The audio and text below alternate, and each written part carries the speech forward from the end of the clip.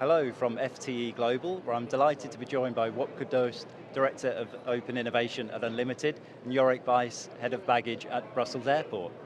So Wopke, with the pioneering Boost collaboration launched 4 months ago at the FTE event in Dublin, how would you assess the progress made so far? Yeah, pretty happy to be here again, and I'm pretty happy with where we are so far. So we did challenge definition for the 3 different airports. Then we also looked into, okay, how can we share these insights best for the current POCs they're running? And right now we're working, and we have created an integrated roadmap for the next year. And of course, we have a new partner who joined. Yes, and within only 4 months, it's fantastic that a new partner is joining already. Yorick, can you share why Brussels Airport has decided to join Boost? We're also working really on our own new baggage setup, and we've found some partners which really share a similar vision, and by working together we believe we can make this better for everyone. Fantastic. And Wopke, can you give us some insights into the key learnings Boost has been bringing in these first months? Yeah, so I think it's really on the different kind of applications. So for example, one of the themes we really focused on was loading.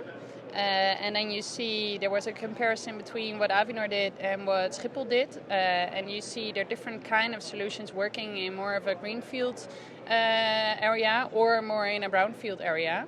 So to make it even more specific, like when we talk about the Cobro's at Schiphol, they really work well.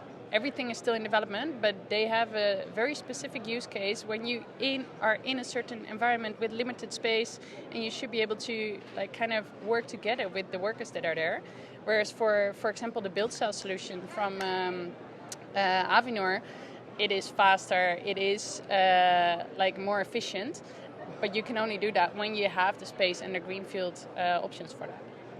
And Yorick, what will the Brussels Airport proof of concept bring to the collaboration?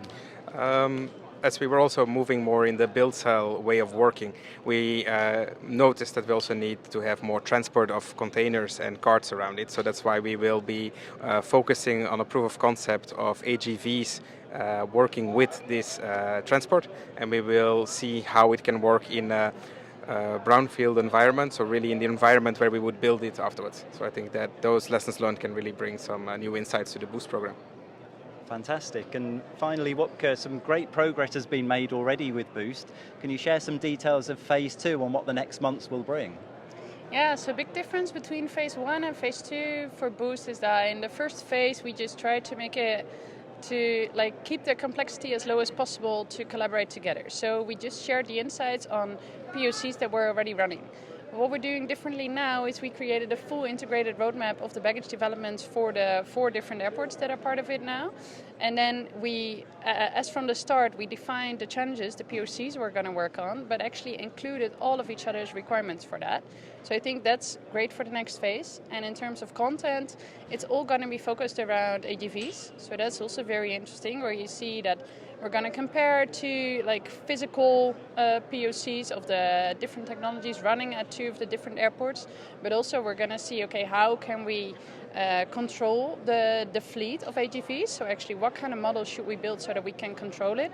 And then also, how can we steer the different kind of AGVs that are there with a kind of, triggering or a messaging kind of system to these AGVs. So very exciting for that next phase.